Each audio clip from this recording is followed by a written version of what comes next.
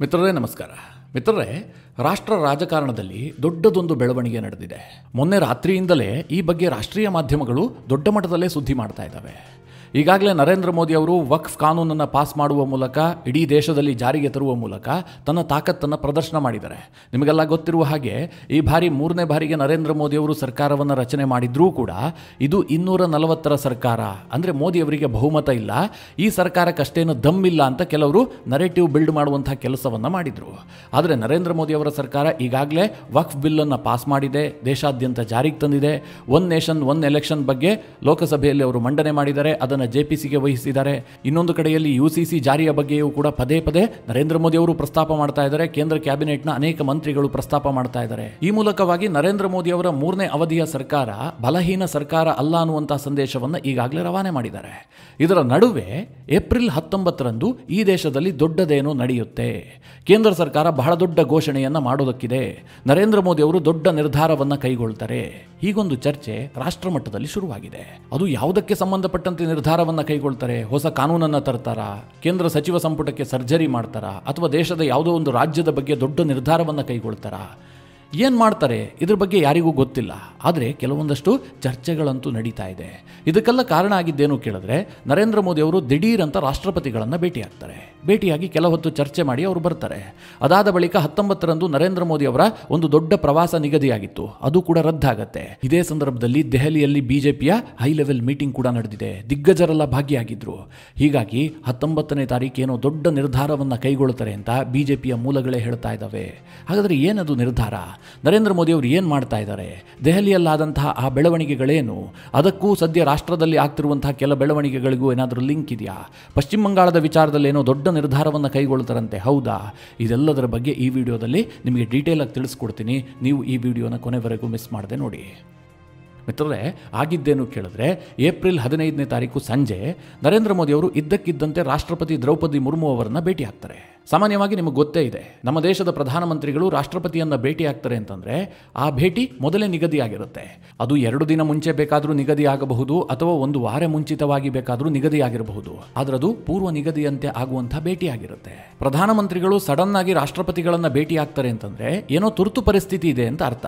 ಈ ಬಾರಿ ಮಿತ್ರರೇ, ಏಪ್ರಿಲ್ 15ನೇ ತಾರೀಕು ಸಂಜೆ ಪ್ರಧಾನಿ ನರೇಂದ್ರ ಮೋದಿ ಅವರು ದಿಢೀರಂತ ರಾಷ್ಟ್ರಪತಿ ದ್ರೌಪದಿ ಮುರ್ಮು ಅವರನ್ನು ಭೇಟಿಯಾಗಿದ್ದಾರೆ. ಭೇಟಿಯಾಗಿ ಕೆಲ ಹೊತ್ತುಗಳ ಕಾಲ ಚರ್ಚೆ ನಡೆಸಿದ್ದಾರೆ. ಇದಿಷ್ಟೇ ಆಗಿದ್ರೆ ಅಷ್ಟೊಂದು ದೊಡ್ಡ ಮಹತ್ವವನ್ನು ಏನು ಕೊಡಬೇಕಾಗಿರಲಿಲ್ಲ. ಇದೊಂದು ಸಾಮಾನ್ಯ ಭೇಟಿ ಅಷ್ಟೇ, ಉಭಯ ಕುಶಲೋಪರಿಯನ್ನು ವಿಚಾರಿಸೋದಕ್ಕೆ ಹೋಗಿರಬಹುದು ಅಂತ ಅಂದುಕೊಳ್ಳಬಹುದಿತ್ತೇನೋ. ಆದರೆ ನರೇಂದ್ರ ಮೋದಿ ಅವರು ಅಲ್ಲಿ ಭೇಟಿ ಆಗ್ತಿದ್ದಂತೆ ಇತ್ತ JP ನಡ್ಡಾ ನಿವಾಸದಲ್ಲಿ ದೊಡ್ಡ ಬೆಳವಣಿಗೆಗಳು ನಡೀತವೆ. ಅದೇನು ಕೇಳಿದ್ರೆ, ಒಂದು ಕಡೆ ರಾಷ್ಟ್ರಪತಿಯನ್ನು ನರೇಂದ್ರ ಮೋದಿ ಅವರು ಭೇಟಿಯಾಗಿರ್ತಾರೆ. ಅದೇ ಸಂದರ್ಭದಲ್ಲಿ JP ನಡ್ಡಾ ನಿವಾಸಕ್ಕೆ ಅಮಿತ್ ಶಾ ಬರ್ತಾರೆ, ರಾಜನಾಥ್ ಸಿಂಗ್ ಅವರು ಬರ್ತಾರೆ, ಜೊತೆಗೆ ಪಿಯೂಷ್ ಗೋಯಲ್ ಬರ್ತಾರೆ, ಹಾಗೂ ಅಶ್ವಿನಿ ವೈಷ್ಣವ್ ಕೂಡ ಅಲ್ಲಿ ಹಾಜರಾಗ್ತಾರೆ.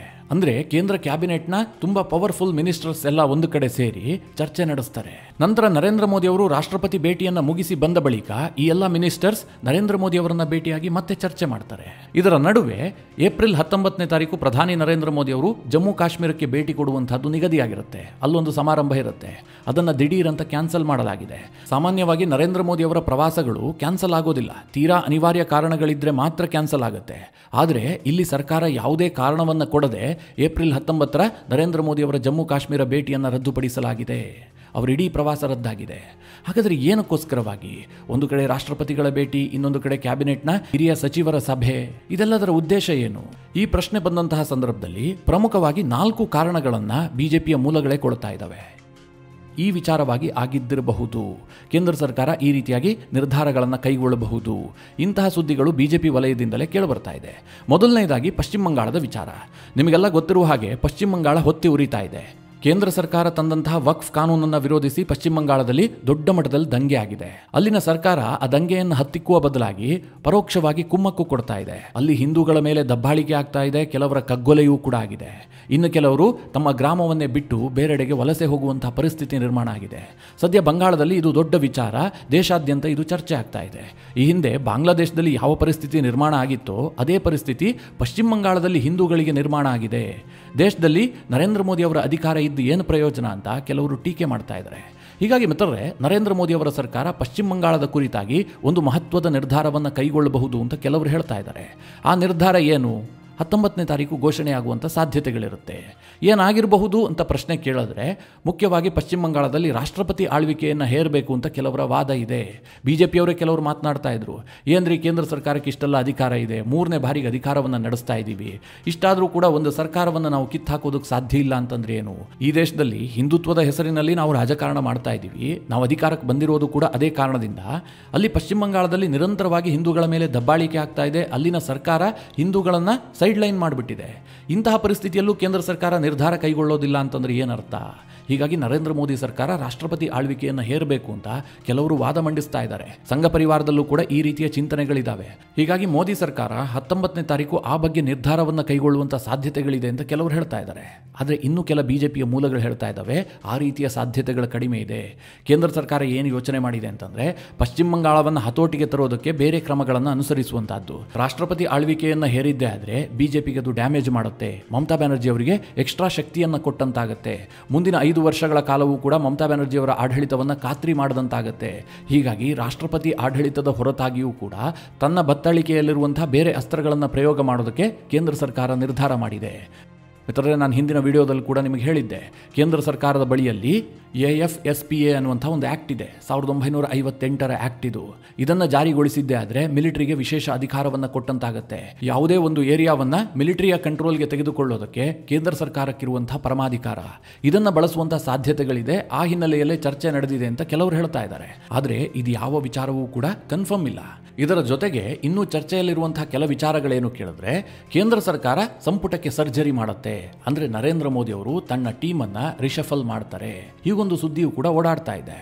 ಇದಕ್ಕೆ ಕಾರಣ ಏನು ಕೇಳಿದ್ರೆ, ಈ ವರ್ಷಾಂತ್ಯದಲ್ಲಿ ಬಿಹಾರದ ಚುನಾವಣೆ ಬರುತ್ತೆ, ಮುಂದಿನ ವರ್ಷದಲ್ಲಿ ತಮಿಳುನಾಡು, ಕೇರಳ, ಪಶ್ಚಿಮ ಬಂಗಾಳ, ಅಸ್ಸಾಂ ಈ 4 ರಾಜ್ಯಗಳ ಚುನಾವಣೆ ಬರುತ್ತೆ. ಈ ಎಲ್ಲ ಚುನಾವಣೆಗಳೂ ಕೂಡ ಬಿಜೆಪಿಯ ಪಾಲಿಗೆ ತೀರಾ ಮುಖ್ಯವಾಗುತ್ತೆ. ಹೀಗಾಗಿ ಆ ಚುನಾವಣೆಯನ್ನು ಗುರಿಯಾಗಿಸಿಕೊಂಡು ಆ ರಾಜ್ಯದ ಕೆಲವರಿಗೆ ಸ್ಥಾನವನ್ನು ಕಲ್ಪಿಸೋದಕ್ಕೆ ನರೇಂದ್ರ ಮೋದಿ ಅವರು ಮನಸ್ಸು ಮಾಡಿದ್ದಾರೆ. ಕೇಂದ್ರ ಸಂಪುಟದಲ್ಲಿರುವಂತಹ ಕೆಲ ಹಿರಿಯ ಸಚಿವರಿಗೆ ಕೋಕ್ ಕೊಡುವಂತಹ ಸಾಧ್ಯತೆಗಳಿದೆ. ನರೇಂದ್ರ ಮೋದಿ ಅವರ ಕೈಲಿ ಈಗಾಗಲೇ ಯಾವ್ಯಾವ ಮಂತ್ರಿಗಳು ಎಷ್ಟೆಷ್ಟು ಕೆಲಸ ಮಾಡಿದ್ದಾರೆ ಎನ್ನುವಂತಹ ರಿಪೋರ್ಟ್ ಇದೆ. ಅದರ ಆಧಾರದಲ್ಲಿ ಕೆಲವರನ್ನ ಕೈಬಿಟ್ಟು ಕೆಲ ಹೊಸ ಮುಖಗಳಿಗೆ ಮಣೆ ಹಾಕುವಂತ ಸಾಧ್ಯತೆಗಳಿದೆ. ಒಂದು ಯಂಗ್ ಕ್ಯಾಬಿನೆಟ್ ಅನ್ನು ರಚನೆ ಮಾಡೋದಕ್ಕೆ ನರೇಂದ್ರ ಮೋದಿ ಅವರು ಮನಸ್ಸು ಮಾಡಿದ್ದಾರೆ ಅಂತ ಬಿಜೆಪಿಯ ಮೂಲಗಳು ಹೇಳ್ತಾ ಇದ್ದಾವೆ. ಉದಾಹರಣೆಗೆ ತಮಿಳುನಾಡಿನಲ್ಲಿ ಅಣ್ಣಾಮಲೈಗೂ ಕೂಡ ಚಾನ್ಸ್ ಸಿಗಬಹುದು. ಈ ಬಗ್ಗೆ ತಮಿಳುನಾಡಿನಲ್ಲಿ ದೊಡ್ಡದಾಗಿ ಚರ್ಚೆ ನಡೀತಾ ಇದೆ. ಅಣ್ಣಾಮಲೈಗೆ ಮಹತ್ವದ ಹುದ್ದೆಯನ್ನು ಕೊಟ್ಟು ತಮಿಳುನಾಡು ಎಲೆಕ್ಷನ್ ಮೇಲೆ ಪ್ರಭಾವ ಬೀರೋದಕ್ಕೆ ನರೇಂದ್ರ ಮೋದಿ ಅವರು ಮನಸ್ಸು ಮಾಡಿದ್ದಾರೆ. ಅದೇ ಕಾರಣದಿಂದಾಗಿ ಅಣ್ಣಾಮಲೈ ಅವರನ್ನ ರಾಜ್ಯಾಧ್ಯಕ್ಷ ಸ್ಥಾನದಿಂದಲೂ ಕೈಬಿಡಲಾಗಿದೆ ಎನ್ನುವಂತ ಮಾತುಗಳು ಕೇಳಿಬಂದಿದ್ವು. ಅದಕ್ಕೆ ಪೂರಕವಾಗಿ ಈ ಬೆಳವಣಿಗೆಗಳು ಕೂಡ ನಡೀತಾ ಇದ್ದಾವೆ. ಹಾಗಾದ್ರೆ ಏಪ್ರಿಲ್ 19ನೇ ತಾರೀಕಿಗೆ ಕ್ಯಾಬಿನೆಟ್ ರಿಷಫಲ್ ಆಗುತ್ತಾ? ಗೊತ್ತಿಲ್ಲ. ಕೇಂದ್ರ ಸರ್ಕಾರದಿಂದ ಯಾವುದೇ ಸ್ಪಷ್ಟತೆ ಇಲ್ಲ. ಇನ್ನೊಂದು ಮುಖ್ಯವಾದ ಚರ್ಚೆ ಏನು ಕೇಳಿದ್ರೆ, ಬಿಜೆಪಿಯ ಅಧ್ಯಕ್ಷ ಗಾದಿಯ ಬಗ್ಗೆಯೂ ಕೂಡ ಚರ್ಚೆ ನಡೆದಿದೆ. ಈ ಹಿನ್ನೆಲೆಯಲ್ಲಿಯೇ ಕೇಂದ್ರದ ಹಿರಿಯ ಸಚಿವರೆಲ್ಲ ಸಭೆ ಸೇರಿ ಚರ್ಚೆ ಮಾಡಿದ್ದಾರೆ. ಇದೆಲ್ಲವೂ ಕೂಡ ಫೈನಲ್ ಆಗಿದೆ. 19ನೇ ತಾರೀಕು ಘೋಷಣೆ ಆಗುವಂತ ಸಾಧ್ಯತೆಗಳಿದೆ. ಕೆಲ ಪ್ರಮುಖ ಹೆಸರುಗಳು ಕೂಡ ಓಡಾಡ್ತಾ ಇದ್ದಾವೆ. ಹೀಗೆಲ್ಲ ಬಿಜೆಪಿಯ ವಲಯದಲ್ಲಿ ಕೆಲವರು ಹೇಳ್ತಾ ಇದ್ದಾರೆ. ಆದರೆ ಮಿತ್ರರೇ, ಇಲ್ಲಿ ಒಂದನ್ನು ಸೂಕ್ಷ್ಮವಾಗಿ ಗಮನಿಸಿ. ಒಂದು ವೇಳೆ ಬಿಜೆಪಿಯ ಅಧ್ಯಕ್ಷಗಾದಿಯ ವಿಚಾರವಾಗಿದ್ದರೆ ನರೇಂದ್ರ ಮೋದಿ ಅವರು ರಾಷ್ಟ್ರಪತಿಗಳನ್ನು ಭೇಟಿ ಆಗ್ತಾ ಇರಲಿಲ್ಲ. ಬಿಜೆಪಿಯ ಅಧ್ಯಕ್ಷರ ನೇಮಕಕ್ಕೂ ರಾಷ್ಟ್ರಪತಿಗಳಿಗೂ ಯಾವುದೇ ಸಂಬಂಧ ಇಲ್ಲ. ಒಂದು ವೇಳೆ ವೆಂಕಯ್ಯ ನಾಯ್ಡು ಅಂತವರು ರಾಷ್ಟ್ರಪತಿಗಳಾಗಿದ್ದರೆ ಬಹುಶಃ ಪ್ರಧಾನಿ ನರೇಂದ್ರ ಮೋದಿ ಅವರು ಹೋಗಿ ಚರ್ಚೆ ಮಾಡ್ತಿದ್ರೇನೋ. ಬಿಜೆಪಿಯಲ್ಲಿ ಮುಂದಿನ ಅಧ್ಯಕ್ಷರನ್ನು ಇವರನ್ನು ಮಾಡ್ತೀವಿ, ಹೇಗೆ ದಕ್ಷಿಣ ಭಾರತದಿಂದ ಇವರನ್ನು ಆಯ್ಕೆ ಮಾಡಿದ್ದೀವಿ, ಇದರಿಂದ ಏನಾದರೂ ಲಾಭ ಆಗುತ್ತಾ, ಇದನ್ನೆಲ್ಲ ರಾಷ್ಟ್ರಪತಿಗಳ ಜೊತೆಗೆ ಚರ್ಚೆ ಮಾಡ್ತಿದ್ರೋ ಏನೋ. ಯಾಕೆಂದರೆ ವೆಂಕಯ್ಯ ನಾಯ್ಡು ಅಂತವರು ರಾಜಕೀಯವಾಗಿ ಬಹಳ ನುರಿತಂತವರು.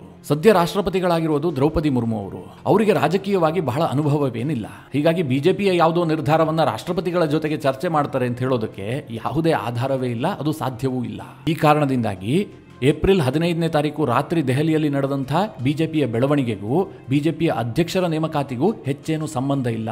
ಅದು ಅದರ ಪಾಡಿಗೆ ನಡೀತಾ ಇದೆ. ಯಾಕೆಂದರೆ ಸಂಘ ಪರಿವಾರ ಇನ್ನೊಂದು ಕಡೆ ಇಲ್ಲಿ ಬಿಜೆಪಿಯ ನಡುವೆ ಹಗ್ಗಜಗ್ಗಾಟ ಇರುವ ಕಾರಣದಿಂದಾಗಿ ಅದು ಇನ್ನೂ ಕೆಲ ದಿನಗಳ ಕಾಲ ವಿಳಂಬ ಆಗಬಹುದು. ಆದರೆ ಕೇಂದ್ರ ಸರ್ಕಾರ ಈಗ ದೊಡ್ಡ ನಿರ್ಧಾರವನ್ನು ಕೈಗೊಳ್ಳುತ್ತೆ. ಅದು ಪಶ್ಚಿಮ ಬಂಗಾಳದ ವಿಚಾರವಾಗಿರಬಹುದು ಅಥವಾ ಕ್ಯಾಬಿನೆಟ್ ರಿಷಫಲ್ ವಿಚಾರವೂ ಆಗಿರಬಹುದು. ಜೊತೆಗೆ ಇನ್ನೊಂದು ವಿಚಾರ ಚರ್ಚೆಯಲ್ಲಿದೆ. ನರೇಂದ್ರ ಮೋದಿ ಸರ್ಕಾರ ಇನ್ನೊಂದು ದೊಡ್ಡ ಕಾನೂನನ್ನು ತರಬಹುದು. ವಕ್ಫ್ ಕಾನೂನು ಪಾಸ್ ಆಗಿದ್ದಾಗಿದೆ, ದೇಶದಲ್ಲಿ ಜಾರಿಗೆ ಬಂದಿದ್ದು ಆಗಿದೆ. ಸುಪ್ರೀಂ ಕೋರ್ಟ್ನಲ್ಲಿ ಆ ವಿಚಾರ ಇದೆ. ಇವತ್ತು ಮಧ್ಯಂತರ ಆದೇಶವನ್ನು ಕೂಡ ಸುಪ್ರೀಂ ಕೋರ್ಟ್ ಕೊಟ್ಟಿದೆ. ಅಂದ್ರೆ ಒಂದು ಹಂತದಲ್ಲಿ ವಕ್ಫ್ ಕಾನೂನು ಅಗ್ನಿ ಪರೀಕ್ಷೆಯನ್ನು ಗೆದ್ದಿದ್ದಾಗಿದೆ. ಮುಂದಿರುವಂತಹದ್ದು ಒನ್ ನೇಷನ್ ಒನ್ ಎಲೆಕ್ಷನ್ ವಿಚಾರ. ಅದೀಗಾಗಲೇ ಲೋಕಸಭೆಯಲ್ಲಿ ಮಂಡನೆಯಾಗಿದೆ. ಅದನ್ನು ಜೆಪಿಸಿಗೆ ವಹಿಸಲಾಗಿದೆ. ಅದಕ್ಕಿನ್ನೂ ಸಾಕಷ್ಟು ಕಾಲಾವಕಾಶ ಇದೆ. ಜೆಪಿಸಿ ಅಂತಿಮವಾಗಿ ವರದಿ ಕೊಡಬೇಕು. ಅದನ್ನು ಜಾರಿ ಮಾಡೋದಕ್ಕೆ ಕ್ಯಾಬಿನೆಟ್ ಮತ್ತೆ ಸೇರಬೇಕು. ಕ್ಯಾಬಿನೆಟ್ನಲ್ಲಿ ಅದು ನಿರ್ಧಾರ ಆಗಬೇಕು. ಪುನಃ ಅದು ಲೋಕಸಭೆಯಲ್ಲಿ ಮಂಡನೆಯಾಗಿ ಇಡೀ ದೇಶದಲ್ಲಿ ಜಾರಿಗೆ ಬರಬೇಕು. ಅದೊಂದು ದೊಡ್ಡ ಪ್ರೋಸೆಸ್. ಅದಕ್ಕೆ ಸಾಕಷ್ಟು ಸವಾಲುಗಳಿದೆ. ಅದಕ್ಕೆ ಸಂಬಂಧಪಟ್ಟಂತೆ ಯಾವುದೇ ನಿರ್ಧಾರಗಳನ್ನು ಕೈಗೊಂಡಿರುವಂತಹ ಸಾಧ್ಯತೆಗಳು ತೀರಾ ಕಡಿಮೆ ಇದೆ. ಹಾಗಾದ್ರೆ ಬಾಕಿ ಇರೋದು ಯಾವುದು ಕೇಳಿದ್ರೆ UCC, ಯೂನಿಫಾರ್ಮ್ ಸಿವಿಲ್ ಕೋಡ್. ಈ ದೇಶದಲ್ಲಿ ಏಕರೂಪ ನಾಗರಿಕ ಸಂಹಿತೆಯನ್ನು ಜಾರಿಗೆ ತರಬೇಕು ಅನ್ನುವಂಥದ್ದು ಬಿಜೆಪಿಯ ಹಿಡನ್ ಅಜೆಂಡಾ. ಅವರು ಪ್ರತಿ ಬಾರಿ ತನ್ನ ಪ್ರಣಾಳಿಕೆಯಲ್ಲಿ ಈ ವಿಚಾರವನ್ನು ಪ್ರಸ್ತಾಪ ಮಾಡ್ತಾರೆ. ಈ ಬಾರಿಯ 3ನೇ ಅವಧಿಯ ಸರ್ಕಾರ ಏನಿದೆ ಇದರಲ್ಲೇ ಅದನ್ನು ಜಾರಿಗೆ ತರಬೇಕು ಅಂತ ನರೇಂದ್ರ ಮೋದಿ ಅವರಿಗೆ ಬಲವಾದಂತಹ ವಿಶ್ವಾಸ ಇದೆ. ಆ ರೀತಿಯಾದಂತಹ ದೃಢ ಸಂಕಲ್ಪವನ್ನು ಕೂಡ ಅವರು ಮಾಡಿಕೊಂಡಿದ್ದಾರೆ. ಆದರೆ ಈ ಬಾರಿ ಸಮ್ಮಿಶ್ರ ಸರ್ಕಾರ, ಇಂತಹ ಪರಿಸ್ಥಿತಿಯಲ್ಲಿ ಕೇಂದ್ರ ಸರ್ಕಾರ ಅದನ್ನು ತರೋದಕ್ಕೆ ಸಾಕಷ್ಟು ಯೋಚನೆ ಮಾಡಬೇಕಾಗುತ್ತೆ. ಜೊತೆಗೆ ಮಿತ್ರರೇ, ಈಗಾಗಲೇ ವಕ್ಫ್ ಕಾನೂನನ್ನು ಪಾಸ್ ಮಾಡಿ ಹೆಚ್ಚು ದಿನಗಳಾಗಿಲ್ಲ. ಇಡೀ ದೇಶದಲ್ಲಿ ಆ ಬಗ್ಗೆ ಚರ್ಚೆ ಆಗ್ತಾ ಇದೆ, ಕೆಲವೆಡೆ ಪ್ರತಿಭಟನೆಗಳು ಕೂಡ ಆಗ್ತಾ ಇದೆ, ಸುಪ್ರೀಂ ಕೋರ್ಟ್ನಲ್ಲಿ ಆ ವಿಚಾರಣೆ ಇದೆ. ಇಂತಹ ಸಂದರ್ಭದಲ್ಲಿ UCCಯನ್ನು ಜಾರಿಗೆ ತಂದಿದ್ದೇ ಆದ್ರೆ ಮತ್ತಷ್ಟು ವಿವಾದಗಳು ಭುಗಿಲೇಳಬಹುದು. ಜೊತೆಗೆ ಇನ್ನೇನು ಬಿಹಾರದ ಚುನಾವಣೆ ಕೂಡ ಬರುತ್ತೆ. ಬಿಹಾರದಲ್ಲಿ JDU ಮತ್ತು ಬಿಜೆಪಿಯ ನಡುವೆ ಮೈತ್ರಿ ಇದೆ. ಜೊತೆಗೆ JDU NDAದ ಪ್ರಮುಖ ಮಿತ್ರ ಪಕ್ಷ. ಈಗ ಅವರು ವಕ್ಫ್ ಕಾನೂನಿಗೆ ಬೆಂಬಲ ಕೊಟ್ಟಿದ್ದೇ ದೊಡ್ಡ ಮಾತು. ಅಂತಹದ್ರಲ್ಲಿ UCCಯನ್ನು ಜಾರಿಗೆ ತರೋದಕ್ಕೆ ಕೇಂದ್ರ ಸರ್ಕಾರ ಹೊರಟಿದ್ದೆ ಆದ್ರೆ JDU ನಿಲುವು ಏನಾಗಿರುತ್ತೆ, ಬಿಹಾರದ ಚುನಾವಣೆಯ ಮೇಲೆ ಏನು ಪರಿಣಾಮ ಬೀರುತ್ತೆ, ಇದೆಲ್ಲವೂ ಕೂಡ ಸಾಕಷ್ಟು ಚರ್ಚೆಯಲ್ಲಿರುವಂತಹ ವಿಚಾರ. ಹೀಗಾಗಿ ನರೇಂದ್ರ ಮೋದಿ ಅವರು ಏಪ್ರಿಲ್ 19ನೇ ತಾರೀಕು UCCಯ ಬಗ್ಗೆ ನಿರ್ಧಾರ ಕೈಗೊಳ್ಳುವಂತಹ ಸಾಧ್ಯತೆಗಳು ಕಡಿಮೆ ಇದೆ. ಬಹುತೇಕ ಕೇಂದ್ರ ಕ್ಯಾಬಿನೆಟ್ ವಿಸ್ತರಣೆ ಅಥವಾ ಪಶ್ಚಿಮ ಬಂಗಾಳದ ವಿಚಾರದಲ್ಲಿ ನಿರ್ಧಾರ ಕೈಗೊಳ್ಳುವಂತಹ ಸಾಧ್ಯತೆಗಳು ಜಾಸ್ತಿ ಇರುತ್ತೆ ಅಂತ ಬಿಜೆಪಿಯ ಮೂಲಗಳು ಹೇಳ್ತಾ ಇದ್ದಾವೆ. ಮಿತ್ರರೇ, ಈ ಬಗ್ಗೆ ನೀವೇನು ಹೇಳ್ತೀರಿ? ಏಪ್ರಿಲ್ 19ನೇ ತಾರೀಕು ಕೇಂದ್ರ ಸರ್ಕಾರ ಏನು ನಿರ್ಧಾರವನ್ನು ಕೈಗೊಳ್ಳಬಹುದು? ಇದೆಲ್ಲದರ ಬಗ್ಗೆ ನಿಮ್ಮ ಅನಿಸಿಕೆ ಅಭಿಪ್ರಾಯವನ್ನು ಕಮೆಂಟ್ ಮಾಡುವ ಮೂಲಕ ನಮಗೆ ತಿಳಿಸಿ. ಹಾಗೆ ನಿಮಗೆ ಈ ವಿಡಿಯೋ ಇಷ್ಟವಾದರೆ ಲೈಕ್ ಮಾಡಿ. ಜೊತೆಗೆ ನೀವಿನ್ನೂ ನಿಮ್ಮ ನೆಚ್ಚಿನ ಸಂಸ್ಕಾರ ಸೌರಭ ಯೂಟ್ಯೂಬ್ ಚಾನಲ್ನ ಸಬ್ಸ್ಕ್ರೈಬ್ ಮಾಡಿಲ್ಲ ಅಂತಾದರೆ ಈ ಕೂಡಲೇ ಸಬ್ಸ್ಕ್ರೈಬ್ ಮಾಡಿ. ಮುಂದಿನ ಎಲ್ಲ ಅಪ್ಡೇಟ್ಗಳ ನೋಟಿಫಿಕೇಷನ್ಗಾಗಿ ಬೆಲ್ ಐಕಾನ್ ಒತ್ತಿ.